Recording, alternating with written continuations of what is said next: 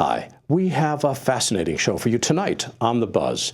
We start with Philip Hodgetts, the CEO of Intelligent Assistants. Recently, Philip was challenged to take everything he needed for production in one suitcase for an international flight. Tonight, Philip brings that suitcase and shows us the gear that went into it.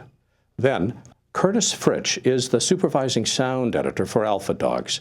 Putting together an international audio mix for distribution can be tricky. And tonight, Curtis shows us what we need to know when creating an international M&E. Then, Italian-born composer and music producer Marco Missinato believes that beautiful music can change the world. Tonight, he shows how the right music can change the emotions of your project. And industry-renowned analyst and editor Randy Altman joins us with her perspective on the news. The Buzz starts now. Tonight's Digital Production Buzz is brought to you by Otherworld Computing at MacSales.com. Since the dawn of digital filmmaking, authoritative. One show serves a worldwide network of media professionals. Current. Uniting industry experts. Production. Filmmakers. Post-production. And content creators around the planet. Distribution. From the media capital of the world in Los Angeles, California, the Digital Production Buzz goes live now. And welcome to the Digital Production Buzz, the world's longest-running podcast for creative content producers covering media production, post-production, marketing, and distribution around the world. Welcome back, Mike. It's good to see you again. It's good to be here, Larry. It's been an exciting week. You may not have noticed because you're busy prepping for the Super Meetup, but there's a lot of news out of Adobe. Have you paid attention? Yeah, and guess what I did? What did you do? I installed it. And what happened? And I forgot to actually read about installing it. I just installed it. And what did it do? What did it do? It installs over your other apps. It gets rid of them. All my 2014s, gone. It figures you don't need them anymore. Well, I didn't really need them, but it still was like, it's CS6, gone. Gone? Everything's gone. Well, it's now nothing but 2015. It's really trying to make your life easier. Which says you should really read the README. There is a checkbox when you are doing the installation that when it is checked by default that will automatically erase everything that's there. You don't want to check that. You want to uncheck that checkbox. Yeah. Did you do it? I read that after I did that. So thank you, Larry. By the way, there's a bunch of other things you need to pay attention to. There's some issues with After Effects plugins. Most of them are working fine, but there's a few that are not.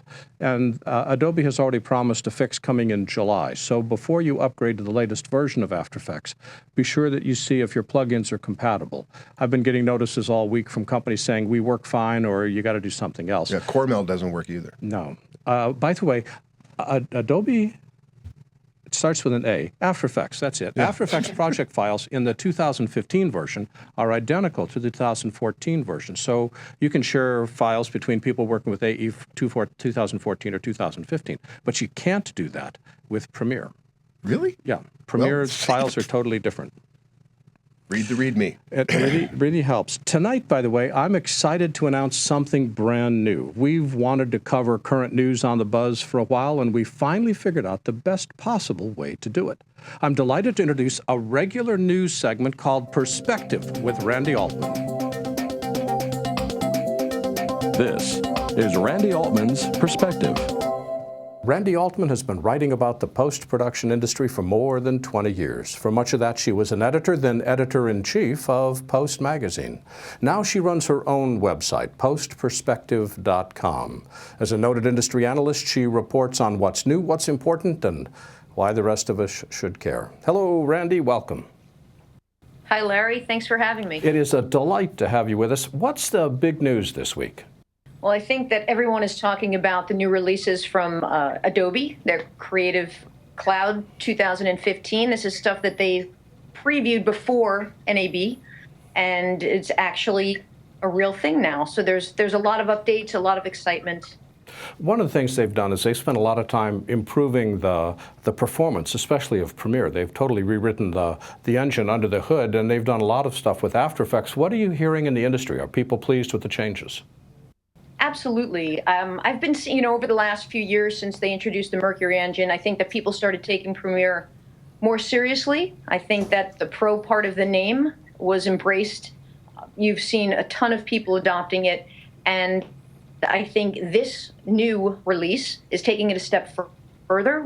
They can now do color within Premiere. You've got new workspaces, depending on how you want to work. There's more collaboration allowed, which was a big hit from people who especially were working with Media Composer and wanting to work in collaborative environments. So across the board, I've been hearing some very good things. But it's more than just Adobe making news this week. What are you covering in your current issue of the Post Perspective newsletter? Try to get behind the title. That's one of our big features. Is no one ever does exactly what their title says. So that's a big deal for us, is getting past the name and the title and finding out what they do on a daily basis and getting to know their personality. So we spoke with Tika, who's just started at Aardman Animation in the UK, which so we get to know her a bit. She's actually Finnish, but living in the UK. Another big story that we reported on is Sync Sound in New York. They are a long-standing audio post-production studio working in television. And back in 1997, they started a film post-production studio called Digital Cinema. This week, they sold that off to Warner Brothers. So now Warner Brothers has an actual studio in New York City. Which is pretty amazing when you think about it. As you're doing your interviews, what's your goal in the interview? What are you trying to find out? Trying to dig a little deeper. I want to get to know people on a personal level. I think that this industry is based on personality and relationships. And if everybody is sort of always on their guard, you never really get to know them. So sometimes I'll ask silly questions that might appear silly. It sort of evokes really personal answers and shows us their character and their personality. What's one of the things you discovered this week that the rest of us need to pay attention to? I would say virtual reality, immersive entertainment. I'm actually a believer, and many others are as well. So this week we found not only Lucasfilm and ILM jumping on board and announcing a new studio targeted at this, but also Deluxe as well. So we've got two pretty big players in the industry that are now embracing VR and augmented reality. Randy, I could talk to you forever, but instead what I'm going to do is to invite you to come back, and let's pick up our discussion next week and discover more about what's happening in the industry from your perspective. Randy, thanks for joining us today. Thanks, Larry. Anytime. Take care. To read more from Randy Altman, visit postperspective.com.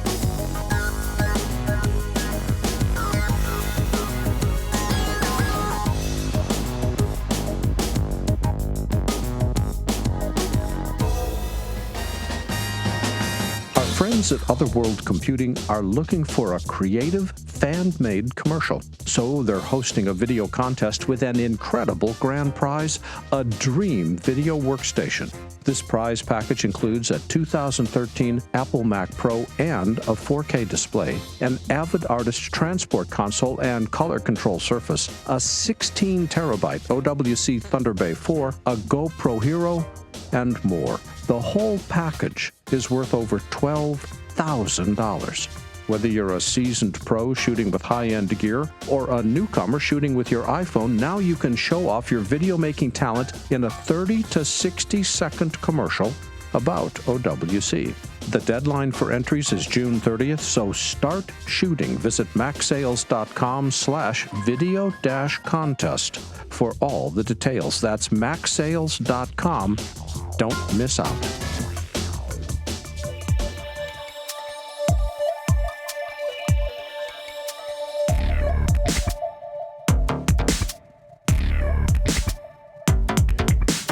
Philip Hodgetts is the CEO of Intelligent Assistance and Lumberjack Systems and is involved in the technology of virtually every area of digital production and post-production. He's also a regular contributor to the BuZZ. As always, welcome back, Philip. Thank you. First time in the studio. It's a delight, isn't it, Cole? Yeah. It gets better every time we get in here. Every week is just it's so Every much week there's full. just less problems, isn't And there? the thing I like is we're doing a whole bunch of new stuff today. And not only the stuff we're doing in your segment, but Randy Altman's segment. I'm thrilled about it. It's she's so excited about working with us. And we've got a product demo coming up later where there's some really cool things that the BuZZ is evolving into. And I remember you ran it for 5 years before I even got involved. Only 2 years, Larry. It's been your show for a lot longer than it's been mine. It was longer than that. No, it ran on to the end of the DV Guys, which ran for 5 years, 2000 to 2005. We only did it for 2 years? Just a bit over 2.5. Really? Yeah. Seems longer. Oh, boy. Yeah, see, you spend every week with me, with Michael, and it just seems longer. Well, the thing I remember... Well, we used to do it at the Maytag Museum in summertime, no air conditioning. No air conditioning. I remember I was participating in some of those shows, and that is hot. Let me tell you, that was hot. One of the things that you recently got yourself challenged with is to go on an international trip and take as little gear as possible. What was the impetus behind what we're about to talk about, which is how to shoot production with absolutely no gear?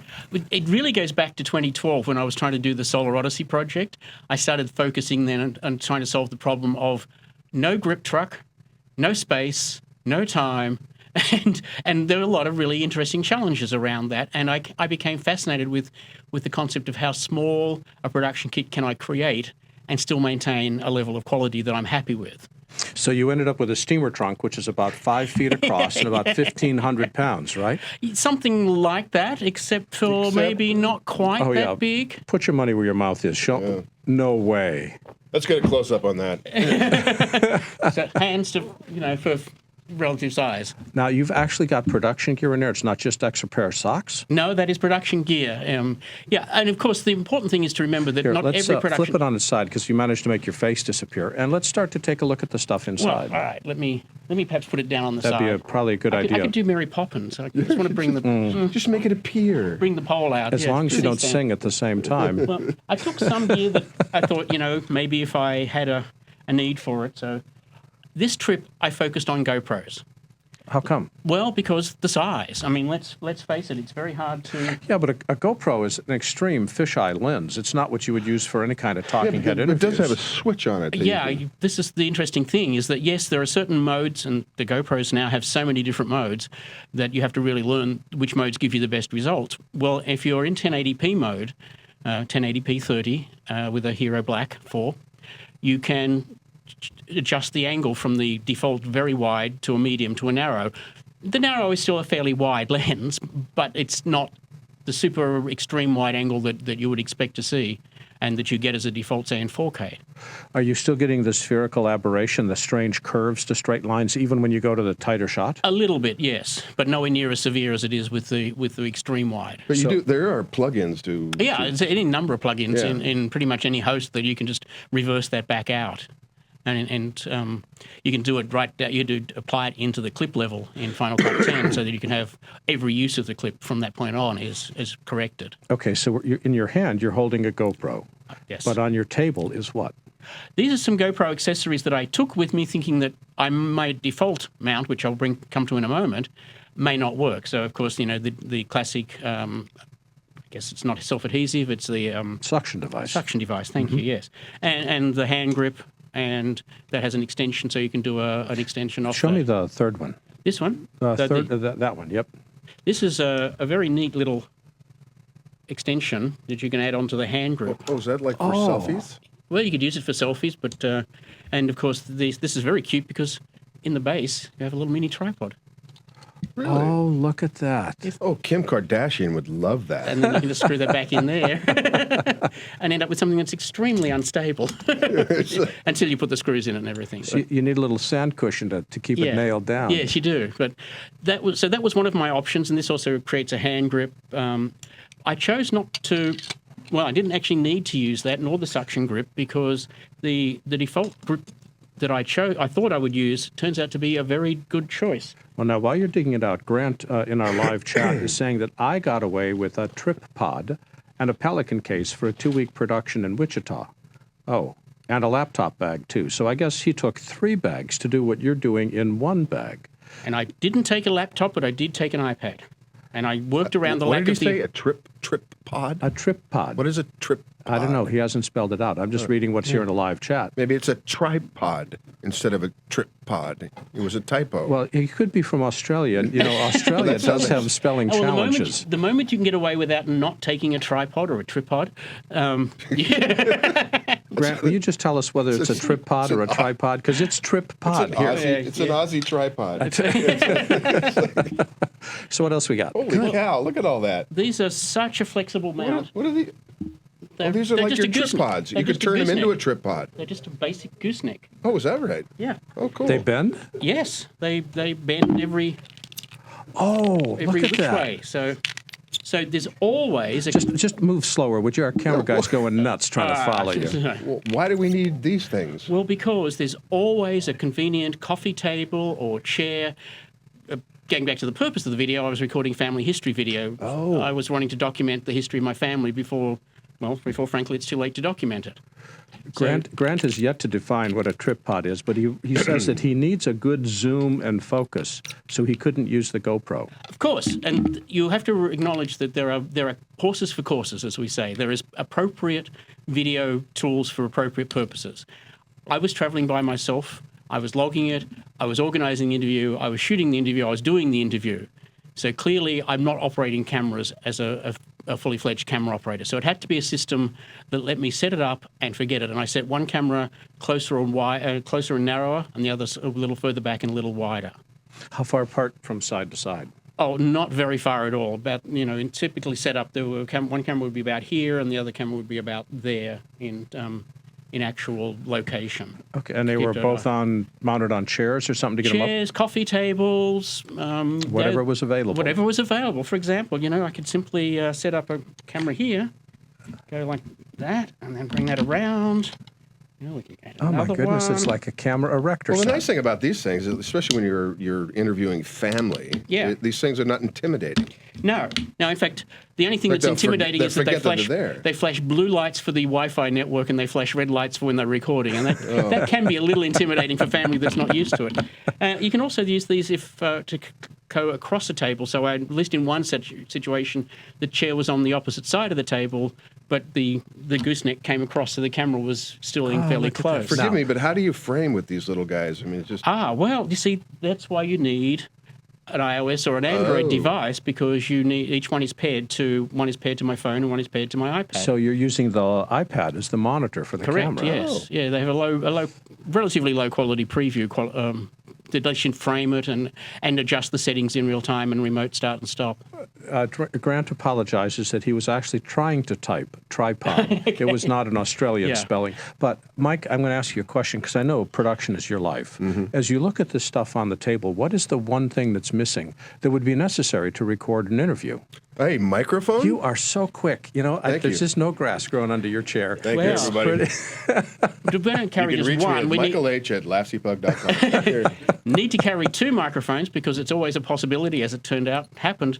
Some of my relatives may have wanted to be interviewed together. I thought maybe husband and wife, but as it turns out, two of my cousins wanted to work together. So I carried two of my H1, Zoom H1N. Oh, those things are cool. Yeah, which are under $100. Now, those are the Zoom H1N? Yeah. Yeah, those are nice. And those are single channel or stereo? No, it's 2-channel and Wi-Fi, so But full. you use those, don't you? Or you use I use the bigger one, the Yeah. H4 the bigger one. one. The H4, and that's very much more common because it's got more features and takes the XLR direct. And it has lights, blinking lights. Really? And it has Blinking constantly lights are light. really important. This is very dull. It doesn't have a lot of blinking lights at all. And of course, the ubiquitous lapel microphone. What brand? This is an El Cheapo off Amazon, and I'd have to look up the exact model number, but it's about $24.99. And it's... Seriously, you didn't know research? You just said, I'll get the cheapest one, Well, and click the button, and you... Frankly, we're recording voice. It's hard to get a microphone that doesn't do a decent job of recording voice in quiet environments. Now, let me disagree with that, because we have, in fact, been doing some interesting tests, recording voice with different microphones, and you'll actually see a demo of this later in the show, where we are comparing 10 different microphones, and it's fascinating to us as we were doing it, just how much difference there was in audio quality as we switched between mics. Yeah, honestly, So- some of them make you sound like a munchkin in So Wizard of Oz. I'm not at all diminishing the quality of the mic that you've got here, but it is not a true statement to say that all lavaliers sound similar. No, that was probably an exaggeration, but let me rephrase that or reframe that as it's possible to get a good enough quality, a clean. I mean, all we're really trying to do at this point is get a clean recording of somebody's recollection and somebody's memory, and with them on camera, so that future generations can see the person talking, see the person telling their story, telling their memories. Maybe because I've got a few years older and some of my relatives are getting to that point where I may not see them in the future, that I'm becoming more keen on capturing these memories. And I agree. When my dad is older than yours is, and I was very proud to get an interview with him 5 years before he died. And it was audio only, but it was just a huge chance for us to talk about how he looked back on his life. So I totally agree with that. These are sold on Amazon as a replacement for a Sennheiser radio mic. Lapel microphone. That's how I found it. It's a good marketing thing. And a second one takes no space with spare batteries and so on in there. Okay, how about lighting? Lighting, I did carry the entire time. I carried a light panels chroma, which is nice because it's got the dual color. So you can if we just turn it on a little bit. Oh, that's right. Dual means it could be daylight or tungsten. Yes. Oh, nice. However, I carried this for the entire 2 weeks of the trip and used it for 5 minutes on one of the very last interview the night before I left. Did you find it helpful when you used it? On that one interview, yes, it definitely did. Otherwise, it would have been a little too light. It would have been a little too over the head. And the Gorilla Pod is the mount for the light. What does it use for batteries? Just regular old AA batteries that you can get anywhere in the world. Even in Australia. Even in Australia. At the supermarket. That's so cool. Yeah, and that's a really nice light. It's not too heavy. Did you have to deal with backlight too much? I mean, how did the GoPros handle contrast? The GoPros don't handle contrast brilliantly. Fortunately, I'm smart enough to work out where the light is and where I position people, and chairs and tables are not hard to move around. And so I made sure that curtains were closed if they were going to be anywhere near the shot, that dogs were harnessed and would have moved out of the room, except for with one of my cousins. The dogs became a feature of the interview, and positioned generally so that the light was facing the direction of the camera, so that we were working with the light rather than against the light. Were you reviewing the sound and the picture every day, or did you do that when you got home? I did spot checks where I could, but I know this gear. I know what I'm getting just from what I have seen in the past. And the one thing that I don't have with me because I borrowed it, I was using a Nexto DI, I think it is, which is an automatic offload device that takes the cards and automatically backs it up onto a hard drive. Now, Grant, again, is a wonderful counterpoint to what you're saying. He needed 2 wireless mics with XLR inputs, and clearly these are wired. Are you recording double system into this so that the GoPro records silent and you're going to have to marry it up later, or are you feeding audio into the GoPro? The GoPro has built-in audio, and that is good enough quality for Final Cut Pro 10 certainly to make multi-clips out of based purely on the audio synchronization. So you're using the audio off the Zoom as your main audio, Correct. But you're recording camera audio for sync purposes. Absolutely. And it worked? Worked beautifully, yep. And that didn't hiccup. I mean, Final Cut is really, really good on that. I know there are people who claim that Pluralize will do a better job, but I've certainly never had any trouble with Final Cut. Only one time I've had trouble is because I didn't name my angles. Yeah. and you have to name the audio angle too. Really? Well, or give it a common camera name, so because it still needs to be an angle, otherwise, and that was the only thing that mucked up, was my audio didn't go out into nice neat timeline. As you look back on it, what was the one piece of gear you used the least? And the other flip side of this is, what piece of gear would you have liked to have had that you didn't bring? I didn't use for these interviews. I didn't use the DSLR that I carry with me. I still carry an NEX7, simply because I like to have a good still camera with me. But it's a great B-roll camera, and in January I used the iOgrapher with my iPad 2 and a DSLR as my 2 cameras. This trip I wanted to carry a little bit lighter, and so we went down to the GoPros, which were purchased for another purpose. I wouldn't advocate, if you're just doing family history, don't go out and buy a lot of gear. You need good audio recording, you need an acceptable picture, and you've got a phone, you've got an iPad, you've got an Android device, you've got something that's going to give you those pictures. I really, want to encourage people to get in there and do do these history questions. I've got a great set of questions. So for you, the audio is much more important than the picture for these. Absolutely, yes. I wanted the picture because I wanted people to be able to see down the track, and some of my relatives would have preferred to do audio only. And I discovered that that there are audio only recordings of my grandmother that I didn't even know existed. Wow. So I have to get them converted. I have to get them into this system, into digital form. Why not use one of these? Just simply because it's a more complicated situation. You've got to run cables from the audio. I was carrying the iPad as my primary device anyway. Okay. And you need two iOS devices if you're going to have two cameras. Each one does pair with one iOS device in the simplest configuration. You can swap backwards and forwards, but you have to repair them every time. What piece would you like that you didn't have? I honestly don't think there was anything that I wanted to have for this project that I didn't take. I took a lot of stuff that I didn't use, zip ties, extra mounts, all of this suction cap stuff. Almost didn't use the light, but I did. None of this came out of the Ziploc bag.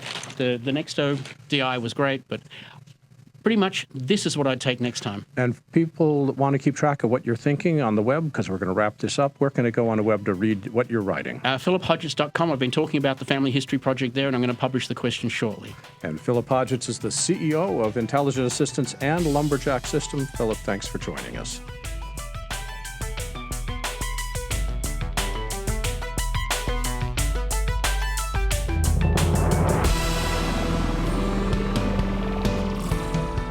Hi, I have an exciting new training bundle called The Craft of Production. In it, we cover interview techniques, how to use cameras to tell stories, how to pick microphones and record better audio, and tips on lighting. Watch as we work on set and outdoors with actors and crew to show behind-the-scenes techniques you can put to work immediately. See the difference camera framing makes. Listen to different microphones to decide which sounds the best. Learn better ways to ask questions, and see how changing the lighting changes the emotion of your scene. More than 4 hours of in-depth practical production techniques, and even better, we're bundling a session created by Norman Holland called Get to Your First Cut. Norman is a world-renowned feature film editor, as well as the head of the editing track at the USC Film School. He shares his thoughts on how to get your production dailies ready to edit. I specifically selected these titles because they're comprehensive, fun to watch, and only available here. I enjoy teaching technology, but I really like showing technology in action as we put it to work in the real world. Get your copy of The Craft of Production here in my store.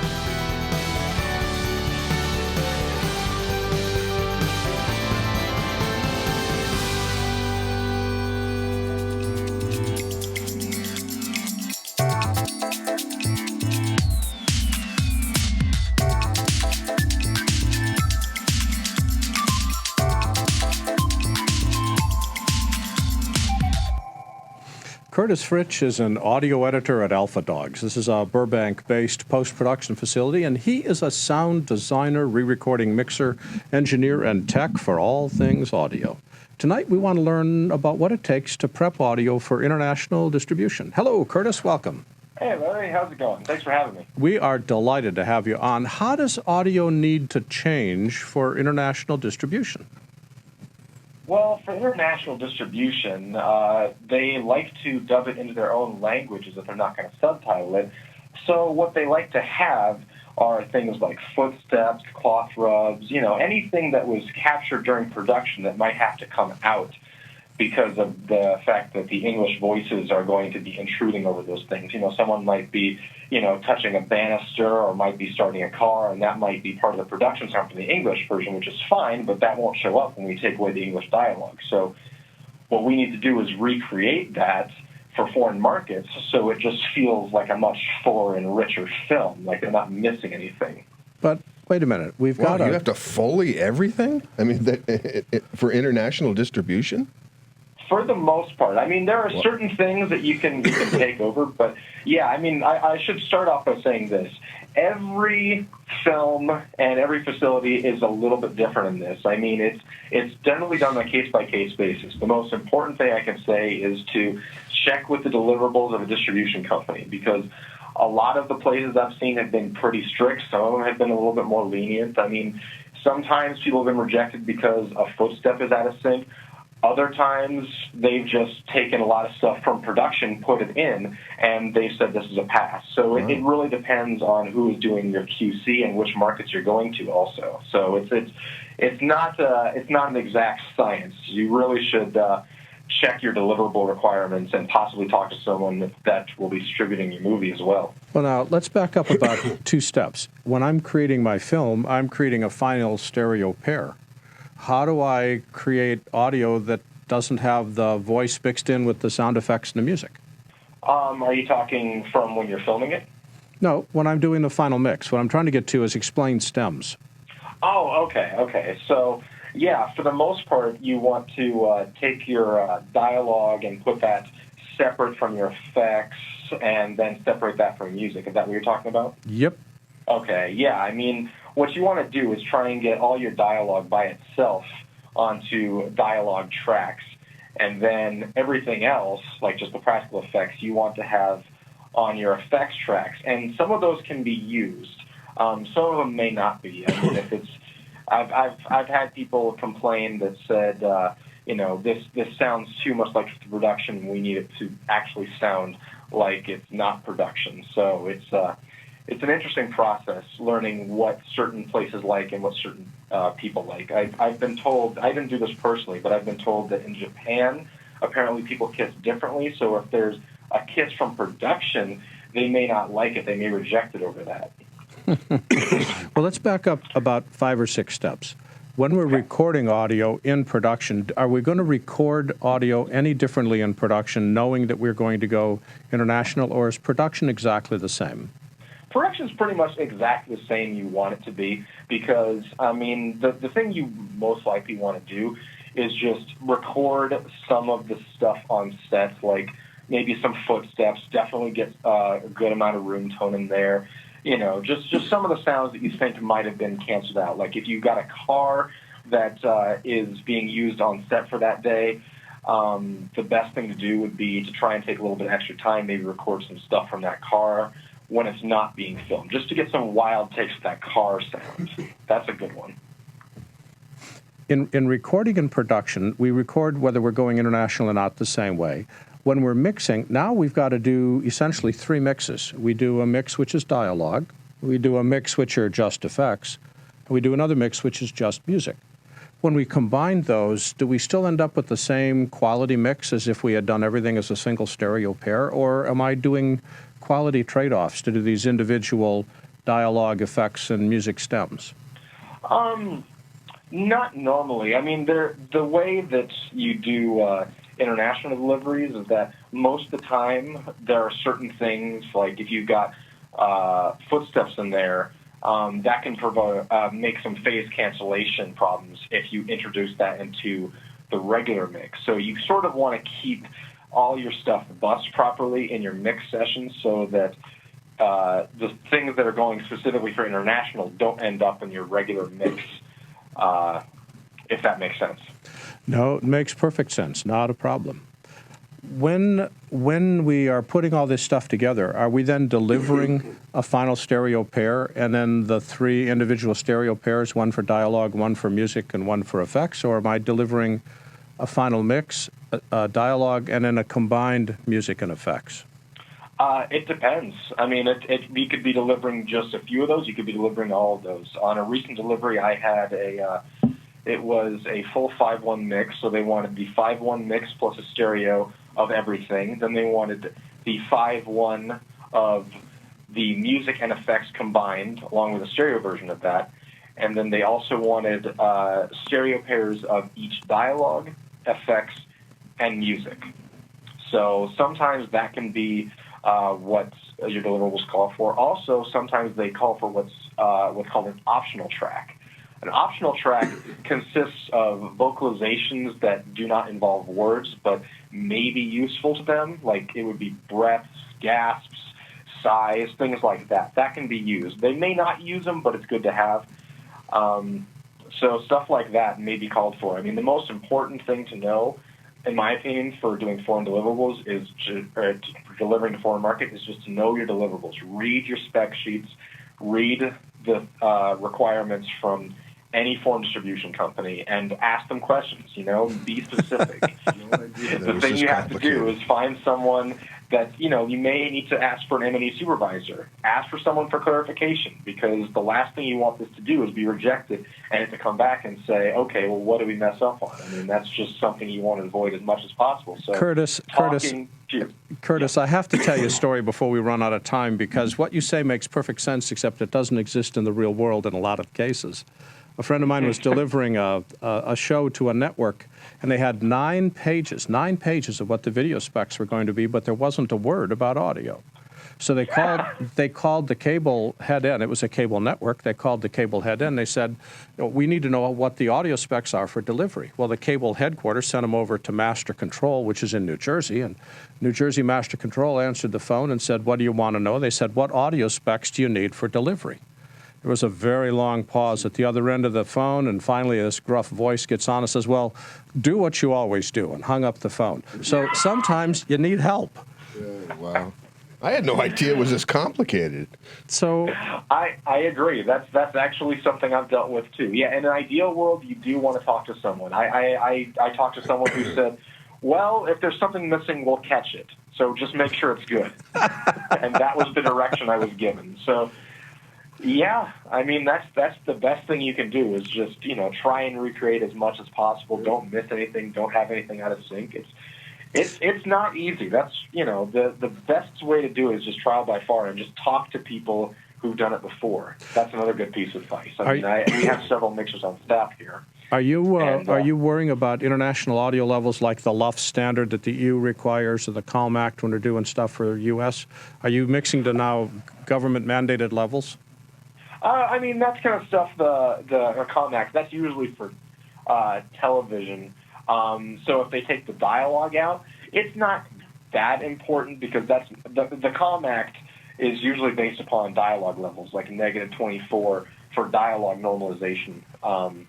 As far as I can, okay, maybe I have that backwards. Well, but I do remember it was the dialogue level needed to be even. All right, so for people that need more information, where can they go on the web?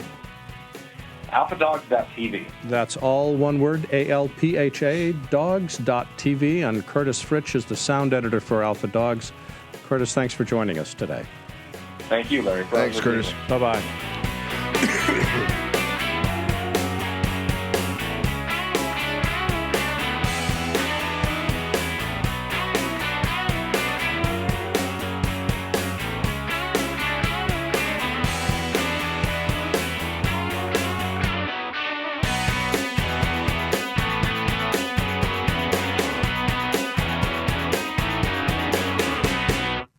I really enjoy Marco Missinatos.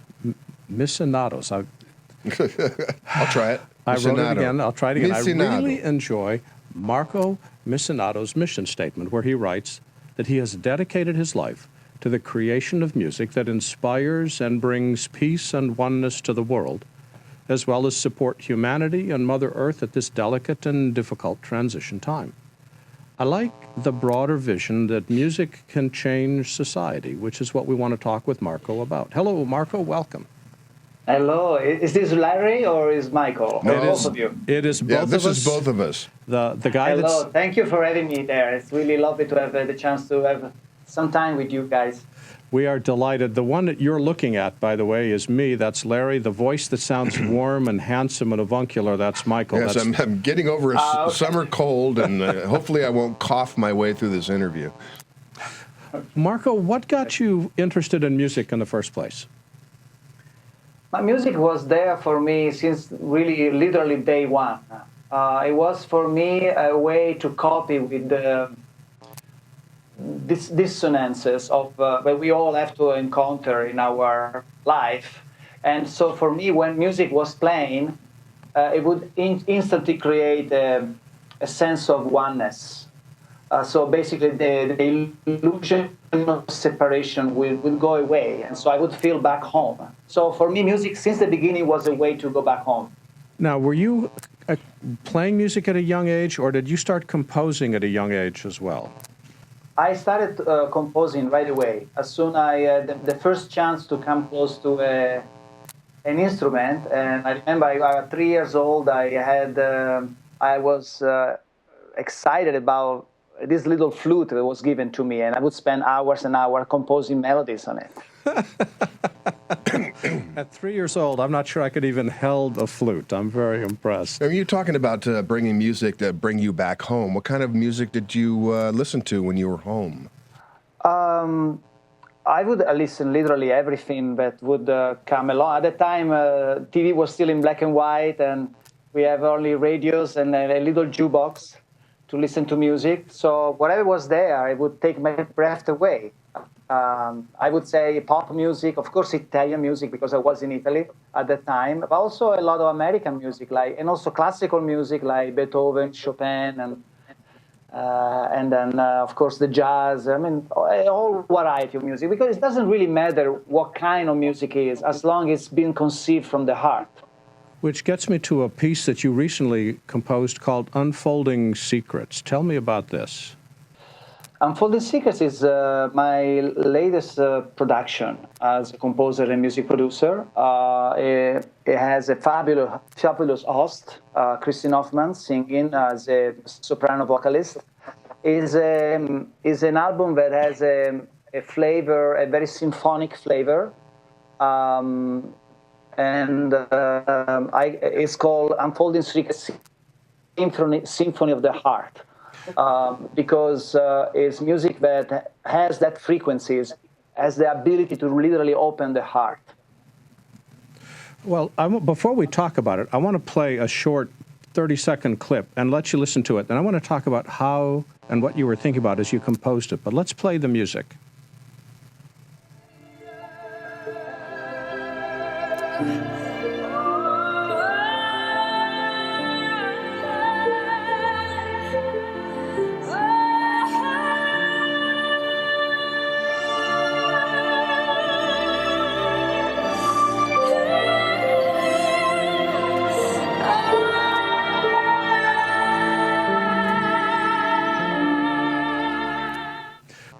Marco, the feeling in that piece is amazing. What were you thinking as you composed this? Well, actually, Larry, when I when I go to the instrument with the idea of composing, there is really no, in my personal experience with music, there is not thinking taking place, meaning I have to put myself in a situation of no mind, of stillness, so that I can connect with, what can I say, maybe with life, we can say, or with source. Some people would say God, but with that part of life that is unseen and is still very mysterious, and that allows me to create, to literally download the melodies. Marco, I was impressed with the amount of layers and the textures in that music. Was that recorded in a studio, or did you do it one layer at a time in a home facility? At this time of the production of the album, we are still working with the layers of high technology, computerized digital music, with exception, of course, of Christine Hoffman, who sings live. But we are looking forward very soon to have a real symphony orchestra perform all the tracks, so that we can really have that warm analog kind of sound. When has this symphony been performed anywhere aside from your album? Yes, we did a series of concerts in Ecuador. We did a concert in New York and one in Sedona. And now we are working with attracting the connection for a potential world tour, in Europe, in the USA, and in Canada. Did you do these concerts with with real instruments, real people, or was it all digital off of computer? No. The concert were all live. We had several major concerts with the Symphonic Orchestra of Ecuador. Oh, wonderful. And then we had a situation like in New York, in Sedona, where we were blending a number of live musicians with the tracks So it was, I would say, 50% digital and 50% live. Lovely. So how'd you like that sound, that 50% digital and 50% live? Well, it's music needs to be heard live. That's the bottom line. You need to listen the real musicians, the real instruments performing, and that's where the frequencies of the music really has a penetrating layer of energy that literally open up your heart, and that's what we are looking for, to perform as much as possible live with the live musicians. Well, I want to give people a flavor of what your music sounds like. Let's try a second short clip from the album. I think this piece is called A Dream for My Heart, and let's take a listen.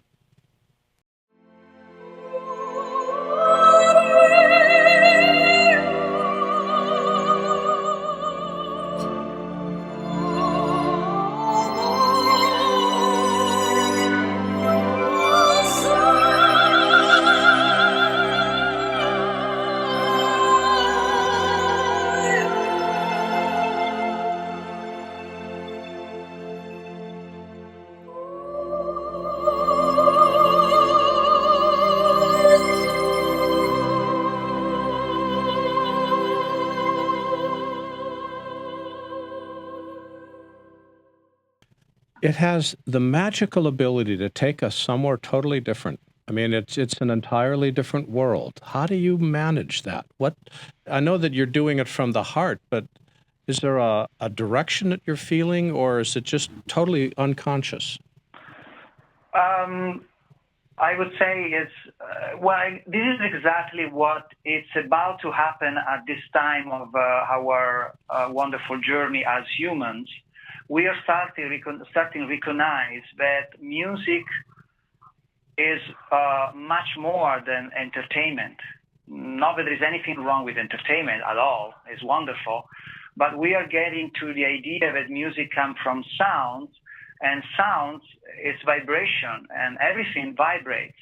So there's a profound connection between music and our life, our existence, our cellular structures.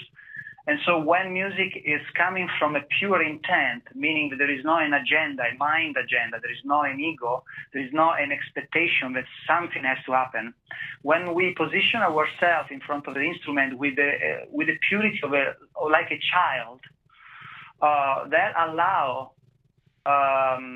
these very pure melodies to come through. And it's something that is not just for few elected, it's just for everybody that, of course, are inclined to music can reach that state of purity. So at this moment, I would say musicians have a wonderful responsibility to really create and make a big difference in life. They always have done that, of course, but now more than ever, we are really waking up to new frontiers that needs to be crossed when it comes to music. But it seems to me that music today is not listened to so much as consumed. It washes over all of us. How do you get people to slow down enough to actually listen as opposed to simply hear? Well, I believe that at this moment there is a lot of people among humanity that are really looking for music that is not distracting, but is not distracting, but is more introspective. Because we are looking for a connection at this moment, because there is so many outside informations. We are constantly running, and it is very important that we find genuine situation that allow us to stay still and to really listen our true voice, which is certainly not the one that comes from, I would say, the matrix. Yeah, that's true. That's true. It is fun to listen to, and it's nice to hope that people are actually listening to music and willing to hear the message that it contains. Yeah, we all have that connection. Is whether it can connect us or not, I don't know. It can in certain occasions. It's why some people go to church and sing and that collective kind of thing. It brings us together. Music always brings us together. So, Absolutely. Marco, what projects are you working on next? Well, right now I am involved in a different kind of projects, but the major object is to take Unfolding Secrets to a world exposure, and definitely to produce, to attract the right situation that will allow us to do a world tour, I would say, create this beautiful, to share as much as possible this beautiful experience. And so that's where I'm focusing most of the time at this moment. But I am also doing other projects. I am producing other music. And I want to expand the concept of a symphonic sound. And I want to expand it and use also other instruments. So include also rhythms, percussions, and other more digital and modern instruments. So from the point of view of production, that's where I'm aiming from right now, is to put between the symphonic orchestra and Christine Hoffman a variety of modern instruments. A question, I was just rereading your bio, and you describe yourself as both a composer and a music producer. What's the difference between the two? Well, the composer is a person that somehow has the ability to literally create the melody of what we call music, which is basically the conversation that the music exposes. Production is what happened after. It's like if you make a little baby, and then you decide, okay, what kind of clothing we are going to put on this beautiful little body, how we want it to look like, what is the intent, and that's the production. So when I first composed the melodies, then I felt that the production felt very well that the production was going to be more like a classical, contemporary kind of style, and so I became a producer and I started to produce the costume, the dressing around the melodies. Marco, where can people go on the web to learn more about you and your music? Yes, the website is marcomissinato.com. I can give you the spelling if you want. It's MarcoMissi, N like Nancy, A, T like Tom, O. And Marco Missinato is the composer and music producer for Sounds of Oneness. Marco, thanks for joining us today. Sure. Thank you. Appreciate it. And you brought Larry and me together. And we've got a wonderful new feature called Tech Talk. Take a look. This is Tech Talk from the Digital Production Buzz. But there's a whole lot more we can talk about with microphones than just simply where they're placed or what levels to record at. And to do that, I want to introduce our two actors, Andrew and Cynthia. Thanks so much for joining us. And if you look very closely, you'll discover that they are not wearing one or two microphones. They're wearing 4 or 5 microphones, because I want to concentrate on how the microphones sound. We're going to start with Andrew. You sitting down? You ready? Absolutely. We've got a floor stand microphone that's staring Andrew in the face. You can see it on the 3 shot. Then you see that he's wearing a headset, and if you look really closely, he's actually got 2 lavaliers, and if you hold it up, a hand mic. That's 5 mics total. What we want to do is we want to compare the sound of those mics. So here's what we're going to do. We're going to start first with the Electro Voice RE20. And what we're going to do is we're going to have you deliver the same line, a dialogue. We'll switch between the RE20, and then we'll go to the headset mic. That's an Audio-Technica BPHS1.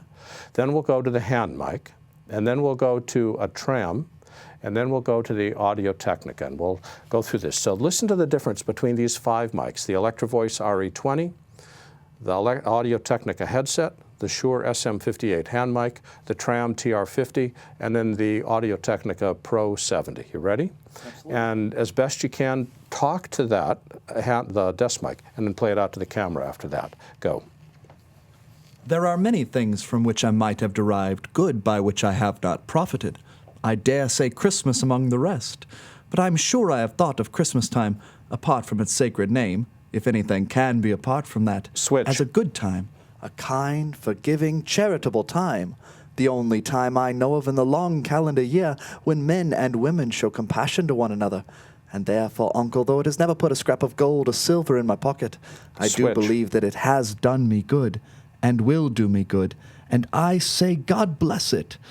There are many things from which I might have derived good by which I have not profited. Switch. I dare say Christmas among the rest, but I am sure I have thought of Christmas time, apart from its sacred name, if anything can be apart from that.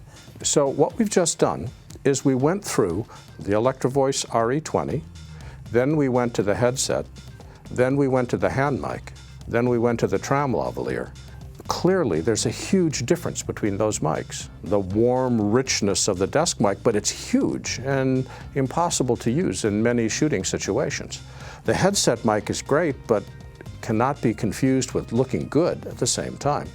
The lavaliers have an entirely different sound, as does the hand mic, which means that you want to pick a mic which gives you the sound that you want, which looks the way that you want. For instance, a headset mic is perfect for a football game sportscaster, but not necessarily great for a romantic scene in a candlelit dinner. This Tech Talk was shared from Larry Jordan's website at larryjordan.com. One of the things that I like doing is helping people understand how technology works, and thanks to people like Mike and Philip and others that I work with, they give me a chance to share some of what I discovered with you. We're going to be doing more of that in coming weeks here on The Buzz. Really? I help you? Yeah, you do. My feeling is if I can explain it so you understand it, I'm doing a good job of explaining it. Okay. It's been an interesting show. I understood that. That was actually pretty good. Actually, you know, Michael, one of the things that's going to happen is not only that, but you're going to carry that as a webinar on Yes. Moviola. And in July. July 21st. Yeah, it's going to be good. It because is. That was, by the way, I like the Shure the best. The Shure hand mic. That was the hand mic, right? Mm-hmm. Yeah. That's why I use it for all of my audio-only interviews. It's just a beautiful, warm mic. And the trams, the lavaliers, we're going to be using when we move to our new set, which is in process. We have a new set? We have a new We're set. doing coming. everything new. I'm trying to impress you, really. It's all about Michael. We're going to have a green screen? We are Seriously. not going to have We a need green screen right away. It's going to be interesting. I want to thank our guests this week. We're starting with Philip Hodgetts, the CEO of Intelligent Assistants, Curtis Fritsch, Senior Audio Engineer and Senior Audio Mixer for Alpha Dogs, and Marco Missinato, composer and music producer for Song of Oneness. There's a lot of history in our industry, but even better, you'll find all our current shows and interviews available at digitalproductionbuzz.com, all searchable, all online, and all available. Talk with us on Twitter at DPBuzz, Facebook, digitalproductionbuzz.com. Theme music composed by Nathan Doogie Turner. Additional music on The Buzz provided by smartsound.com. Text transcripts provided by Take One, and visit takeone.tv to learn more. Our producer, Serena Catania, engineering team, Megan Paulos, Ed Golia, Keegan Guy, Lindsay Lubert, and Brianna Murphy. On behalf of Mike Horton, that's him. That's me. My name is Larry Jordan, and thanks for listening to The Buzz. Goodbye, everybody.